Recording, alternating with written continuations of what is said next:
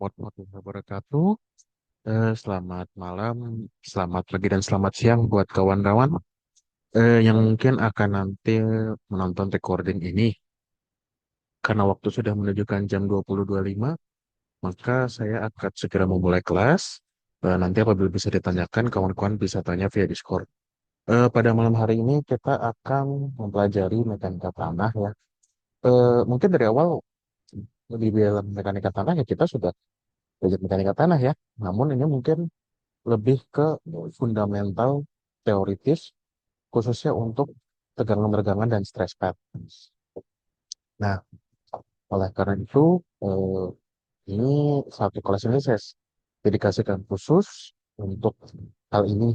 Dan nanti mungkin kita akan melihat contoh-contoh dan penjelasan soal mengenai tegangan-regangan, stress pad dan kawan-kawannya. Nah, sekarang ini akan saya zoom sedikit ya. Eh, Mungkin sebagian besar rekan-kawan di sini, apalagi baik itu mahasiswa maupun kawan-kawan yang sudah berpengalaman di bidang teknik sipil sebagai kontraktor, sering kali menemukan, eh, mungkin sering kali bertemu tapi tidak sadar ya, terhadap stress dan strain, yaitu tegangan dan regangan. Nah, ketemunya di mana? Memang di tanah itu mungkin kawan-kawan jarang, tapi kalau kawan-kawan itu di beton, pastikan kalian butuh ngecek untuk kekuatan betonnya kan, dan kalian melakukan uji tekan. Nah, uji tekan itu adalah basically pemberian tegangan kepada si beton untuk menentukan seberapa besar dia bisa terkompres, seberapa besar dia bisa menerima strain sebelum dia menjadi failure atau patah gitu ya. Karena meskipun beton itu keras ya, namun kalau kita mungkin kembali kita ke diagram tegangan-regangan untuk material beton, pasti ups, pasti bentuknya itu uh, biar bagus ya. Nah, pasti bentuk dari si diagram tegangan-tegangannya itu bentuknya seperti ini. Dia tidak serta-merta, nah begitu. Dia tidak serta-merta tiba-tiba patah di sini, brok itu tidak. Tapi ketika dicek secara detail melalui proving ring, seberapa besar daya perlawanan dari si beton, pasti ada zona di mana dia mengalami elastis. Jadi apabila tekanan kita lepas, dia bentuk deformasi akan kembali ke semula. Ada zona plastis di mana ketika kita lepas tegangannya, maka dia tidak akan kembali menjadi semula, akan ada perubahan bentuk secara permanen. Kemudian ada zona di mana dia mengalami failure atau bisa kita sebut sebagai kegagalan, yaitu di mana si beton ini mengalami patah.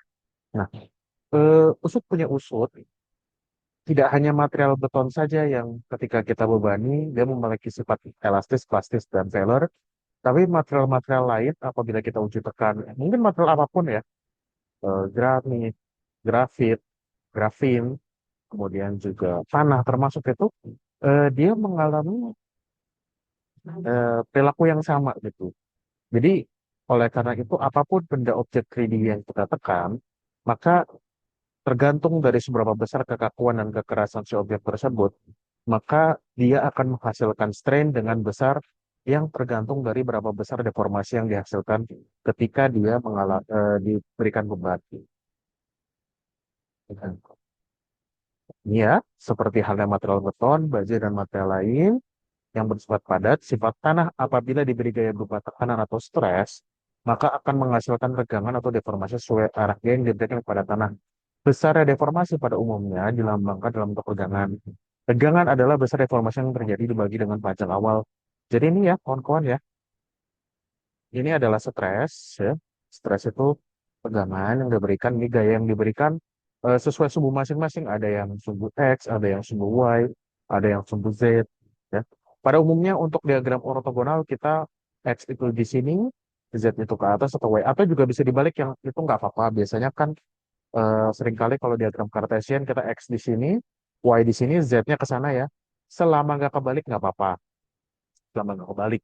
Cuma saya ambil sumber perhitungan ini dari buku Muni Budu dan dia eh, sumbu yang dia pakai itu X ke arah sini horizontal, Z itu vertikal, dan Y itu ke arah dalam. Nah, akibat dari gaya yang tekan kepada benda kotak ini atau bisa kita misalkan tanah, maka karena tanah itu sifatnya kompresibel, nah berdasarkan dari arah gaya ini kita bisa lihat adanya regangan yang terjadi karena ada deformasi searah dengan arah gaya. Apabila ini regangan arah Z itu terjadi karena eh, adanya gaya Z, adanya deformasi perubahan bentuk Z yang terjadi karena gaya Z. Apabila arah X, maka dia ada juga nih deformasi terhadap arah X karena gaya yang diberikan pada searah X. Apabila arah Y, begitu juga. Ini regangan. Nah, untuk volumetric strain, volumetric ini ya, volume itu ini hanya terminologi aja. Jadi volumetric strain itu kita mau cari seberapa besar regangan yang diterima oleh objek apabila diberikan beban secara tiga dimensi. Kenapa sih kita ada tiga dimensi, ada dua dimensi? Karena kalau kita lihat di tanah ya, nanti kita akan ini, ada istilah terminologi namanya plane strain. Cuma untuk sekarang, ini kita lihat nih. Saya akan cek dulu di sini apakah ada bentuknya. Oh, enggak ada. Ini aja deh, saya pakai gambar ini biar rapi ya. Nah, kalian lihat di sini. Bayangkan dia ini tanah, ya. Tanah itu ketika kita, misalkan kita bikin ini molekul tanah ya, ini secara dua dimensi. Tanah itu kan dia bebannya tidak hanya dari atas ya, tapi juga ada tekanan dari samping. Kemarin kita sudah belajar tekanan lateral ya. Kemudian juga ada dari tanah bawah.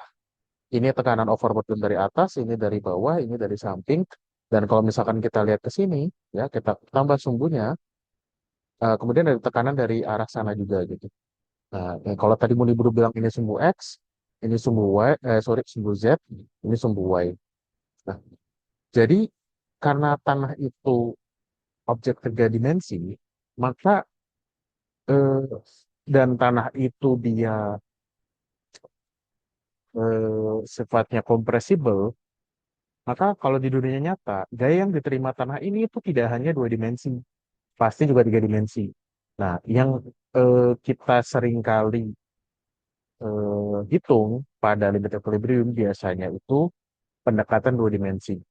Namun ada kalanya di mana kita membutuhkan pendekatan tiga dimensi untuk merepresentasikan eh, perilaku tanah dan deformasi tanah yang sebenarnya terjadi karena berbagai macam gaya yang diaplikasikan ke dalam tanah itu. Kemudian kalau misalkan kita uji triaksial ya, biasanya kan dia isotropik.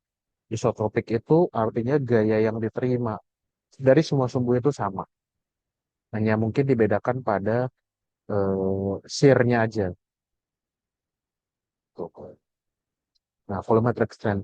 Volumetric strain ini adalah tegangan total yang diterima semua sumbu dari si tanah itu sendiri atau dari si objek dimensi. Sekarang coba kita biasanya kan analisis dalam dua dimensi ya. Maka coba deh kita lihat ya, apabila untuk sederhana aja ya, eh, tidak tidak semoga dikasih ke sini, tapi kita hanya kasih gaya F aja. Nah, ketika di sini dikasih gaya F di sini ya, dengan searah ini, maka karena tanah itu sifatnya kompresibel, dikasih di sini gaya di sini tidak, ini reaksi ya. Jangan lupa setiap ada aksi ada itu ada reaksi hukum Newton ya. Nah, ketika dia diberi gaya ini, maka tanah ini akan mengkompres ke arah sini. Anggap kubikal ini adalah molekul-molekul tanah yang dikompres dan kita mau lihat per kubikal molekul itu seperti apa. Nah, ketika dia terjadi deformasi ke arah sini, ya, maka di sini ada delta X dan di sini ada delta Z, ada perubahan Z ya, karena namanya ini tadinya tinggi, kemudian didorong ke sini, maka dia tingginya pasti akan turun. Kemudian di sini ada sudut, ya. Nah, Untuk force ini itu adalah gaya geser ya. Nah, untuk shear stress sendiri, tegangan geser itu kita tahu kan eh, rumus tegangan itu apa? Tegangan itu adalah gaya dibagi dengan luas bidang. Di sini luas bidangnya XY karena sumbunya XY. Kemudian untuk simple shear strain atau regangannya itu kalau untuk objek 3D seperti ini adalah eh, hasil perhitungan dari distorsi angular. Distorsi itu maksudnya apa? Di sini ada deformasi kan? Kenapa dia bilang angular? Karena di sini ada sudutnya. Jadi benda yang tadinya seperti ini ketika di sini kan dia akan mengalami angularitas karena dia ada sudutnya kan. Nah, di sini sudutnya apa? YZX. Itu besarnya berapa? Kita pakai rumus segitiga aja ya. Delta X per Z. Nah, itu. Kemudian untuk small strain, kalau regangannya sangat kecil, YZX sama dengan YZX, maka YZX sama dengan delta X per Z. Nah, sekarang kita masuk ke ini sih nggak terlalu banyak ya, tapi memang agak-agak pusing. Jadi nanti saya akan eh, lebih membahas lebih dalam ke contoh soal aja dari buku Mendidu ya. Nah, sekarang kalau kita mau uji triaksial atau kita ambil sampling dari tanah, biasanya kan bentuknya itu silinder kan atau tabung. Nah, jadi kalau misalkan bentuknya seperti itu, bagaimana dong kita menyikapinya? Nah, sini kalian lihat, ini ada tinggi awal, ketika dia dikasih beban searah P ke bawah sini, searah Z, maka dia akan mengalami kompres sebesar delta Z dan volume atau luas permukaan dari lingkaran ini akan bertambah karena kan dia di squeeze ya. Jadi dia tadinya seperti ini menjadi seperti ini gitu. Kalian mungkin kalau main Play-Doh juga bisa begitu kan, kalau kalian bikin silinder, kalian tekan maka Play-Dohnya itu kan akan eh, melebar kan. Nah, besarnya ini disebut untuk benda lingkaran sebagai delta R dan RO ini adalah lingkaran awal. Nah, oleh karena itu mungkin delta sigma perubahan dari tekanan itu sama dengan delta P per A. Gaya dibagi dengan luas ya. Delta P itu perubahan gaya ya. Kemudian untuk vertikal dan radian strain-nya untuk regangan vertikal ya delta Z per H0. H0 itu H awal ya. Delta IR sama dengan delta R per R0. Makanya ketika dulu saya pernah jelaskan di materi Drexel UU ya, ketika dia mencari tegangan delta sigma Z ya, delta sigma 3 penambahan tegangan deviator, maka dia harus dibagi dengan A. A-nya harus diapain? Harus kita koreksi dengan strain. Nah, ketika di mana H0 tadi adalah original length, R0 adalah radius awal, ya. Eh, negatif ini jangan lupa ya, negatif sign should be inserted for expansion and positive sign for compression.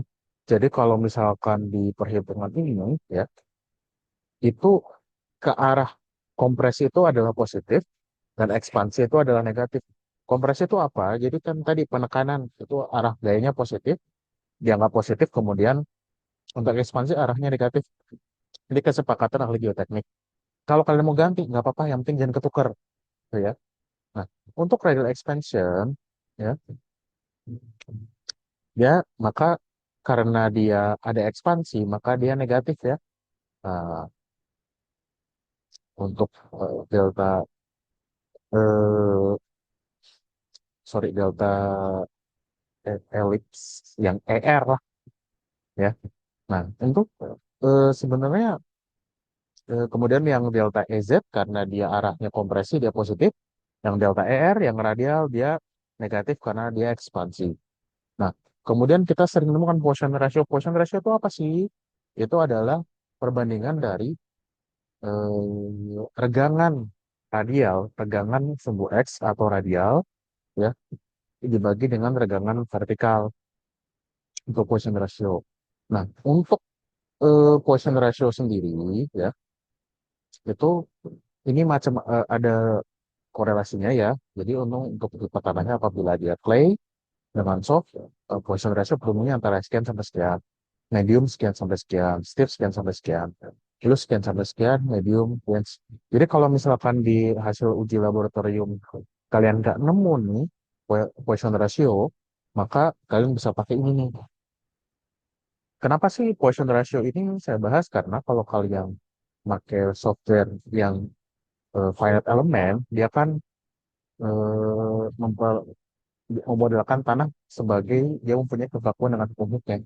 Saya nggak bahas hukum Hooke di sini karena hukum Hooke mungkin agak-agak ribet banget ya.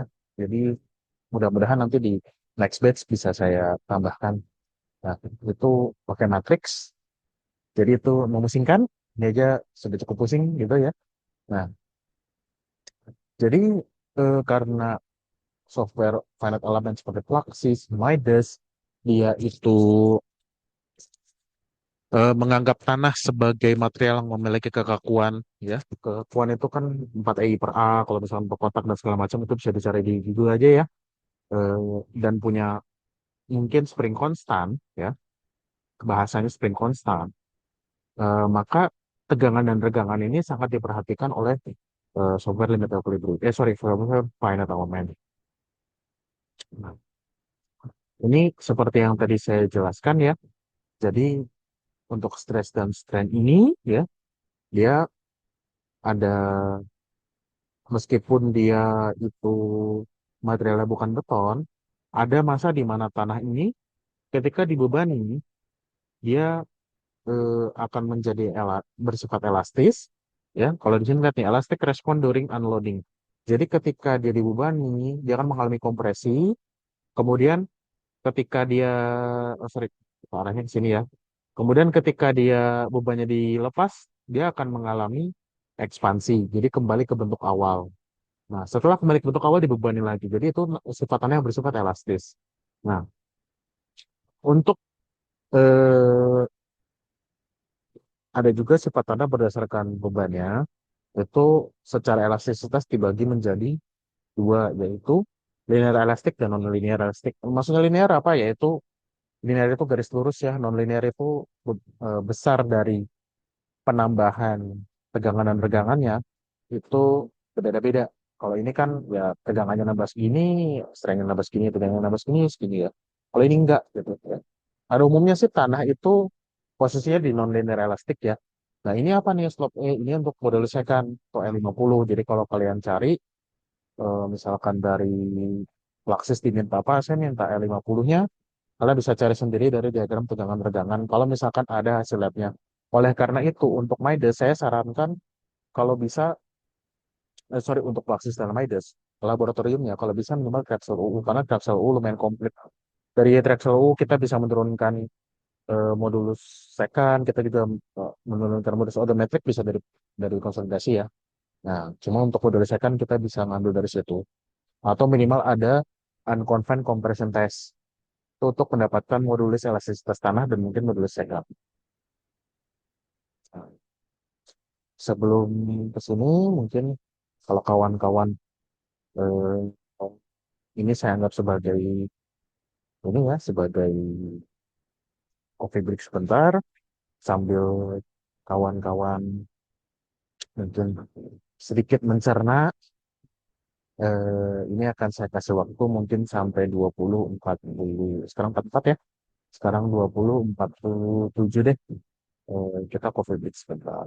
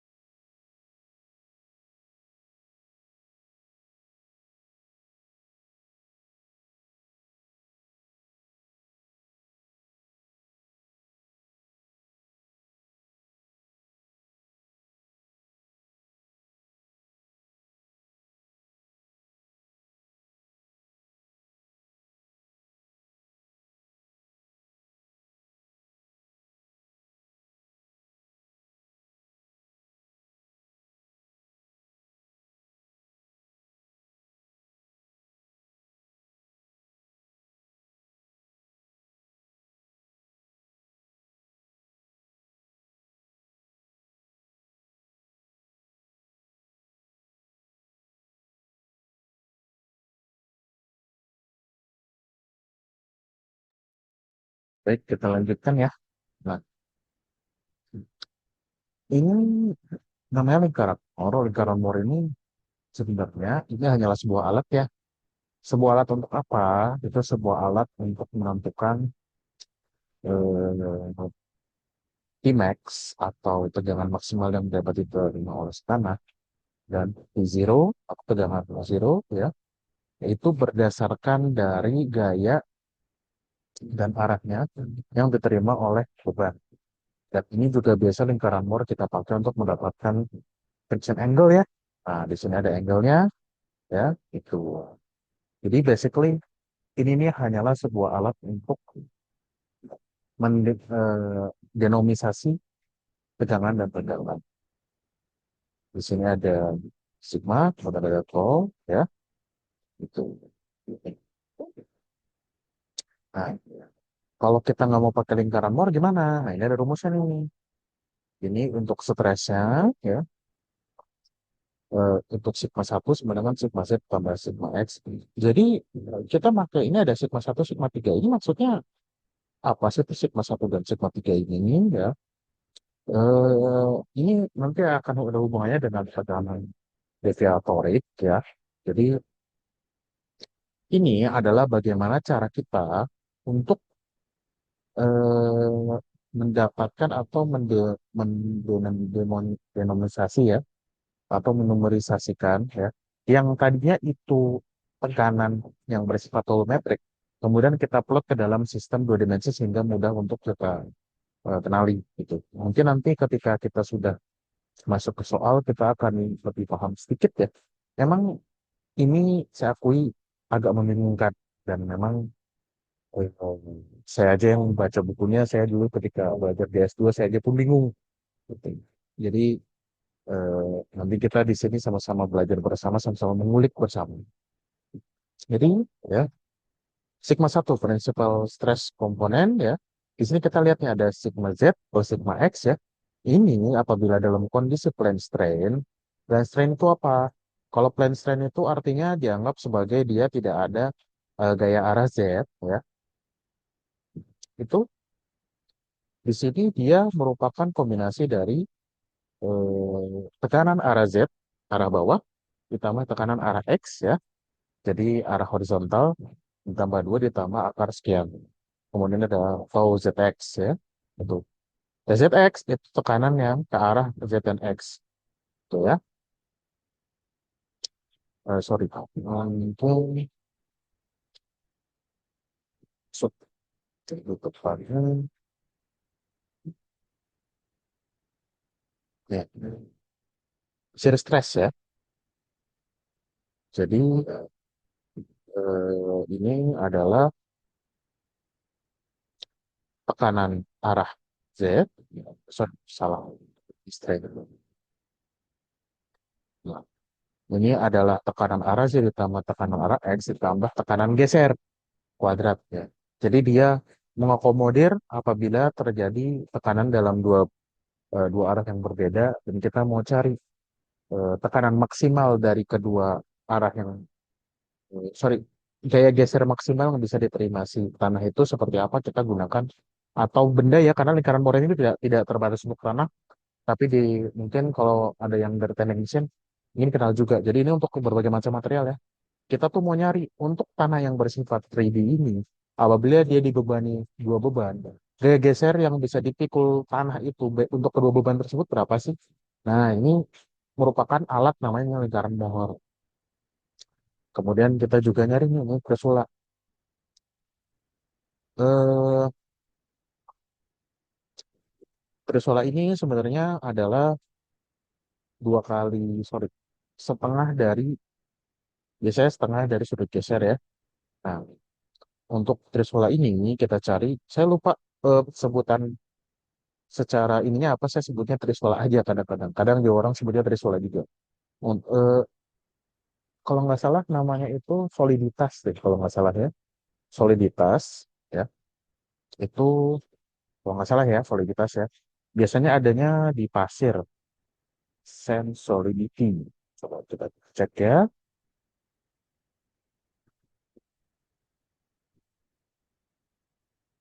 Mungkin ya kalau nggak salah solidity namanya ya. Jadi untuk menentukan soliditas itu dari tekanan geser RZX dibagi dengan sigma satu min sigma X.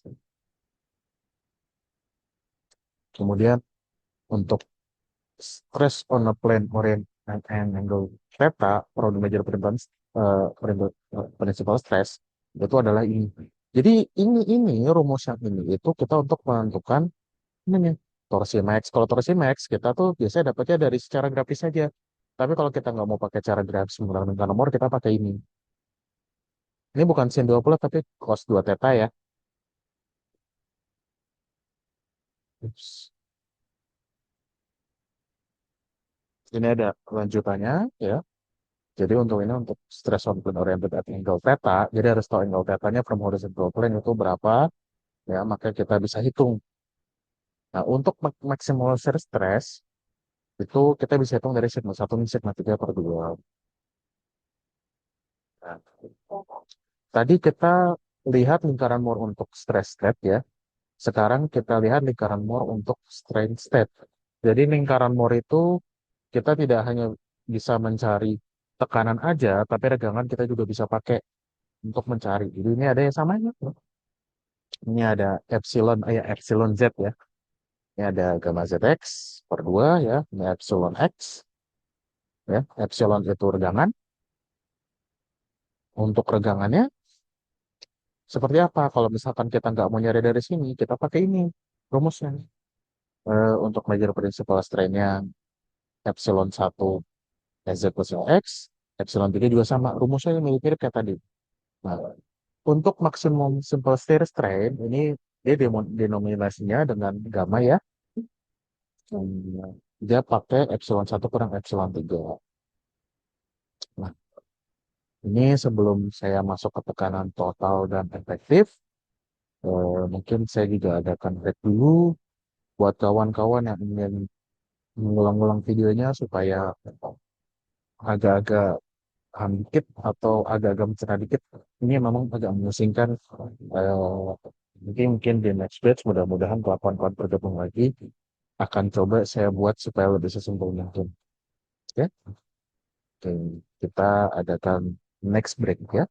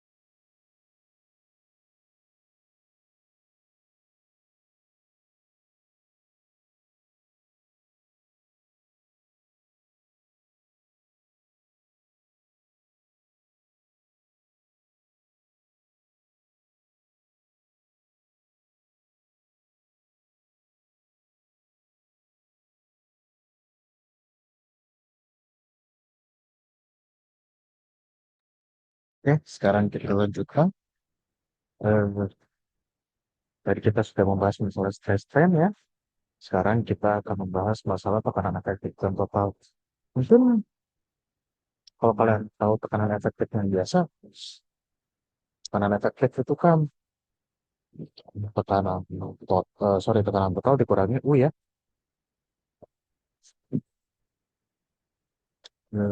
Ini sudah umum. Jadi karena ada sifat eh, air yang menekan ke segala arah apabila diberi beban, maka apabila ada beban ke atas ya, maka air itu akan melawan. Perlawanan air adalah U sesuai dengan berat air dan kedalaman air ya. Biasa di sini kita hitung per water pressure U sama dengan gamma W kali Z, gamma W adalah gamma air ya. Kemudian tekanan total adalah gamma sat atau gamma saturated kali Z.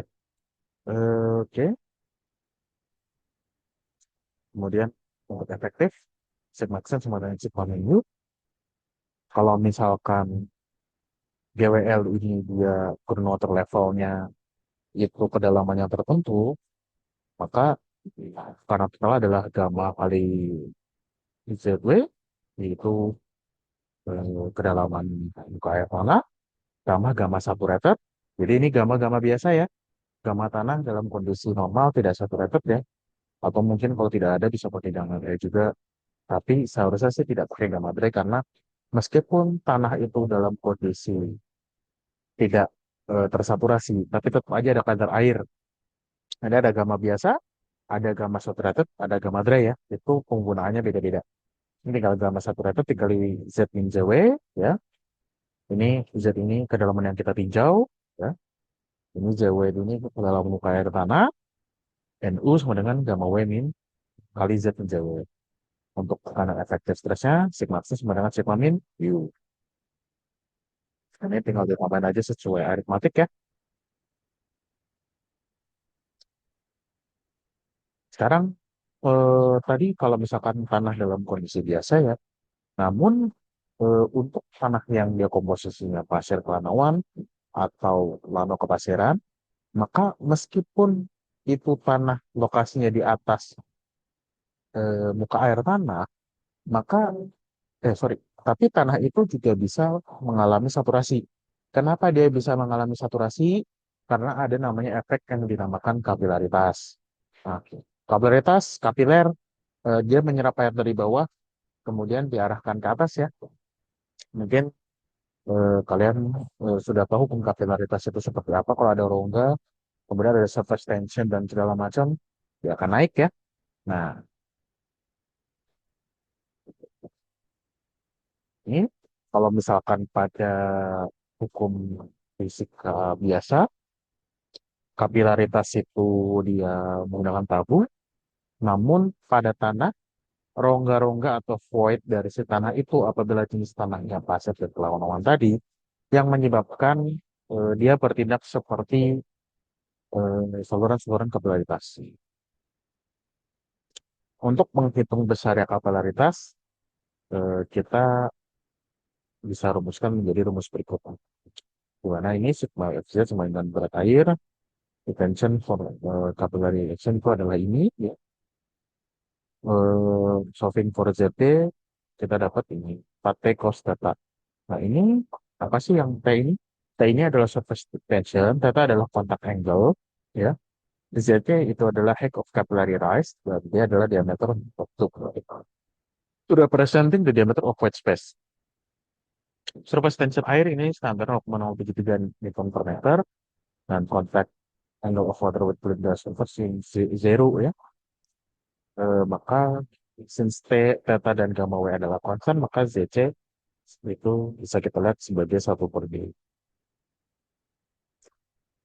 Kemudian seepage.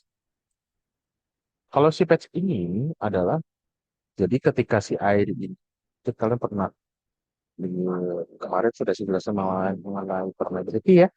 Nah, ketika air ini melewati rongga tanah karena adanya void, maka molekul-molekul air ini akan bertemu dengan molekul tanah. Nah, adanya mungkin friksi itu tidak bisa kalian nyatakan apabila suatu mengalami gesekan, oh dia ada friksinya ketika sesuatu dia mengalami gesekan, dia tidak ada friksi. Enggak. Friksi itu ada selalu ada. Friksi itu adalah pertemuan dari dua molekul material yang berbeda yang memiliki gaya dengan arah yang berbeda. Jadi meskipun contoh di mesin kalian sudah pakai pelumas, friksinya tetap ada, namun friksinya sangat-sangat kecil karena dia pakai pelumas kan. Nah, itu. Oleh karena itu, oli itu harus diganti ya. Kemudian kalian juga harus cek mesin, cek piston, karena kembali meskipun sudah dioliin, friksi itu ada, maka dia akan menggerus material tersebut. Nah, ini juga sama pada tanah dan si patch air ini, ya,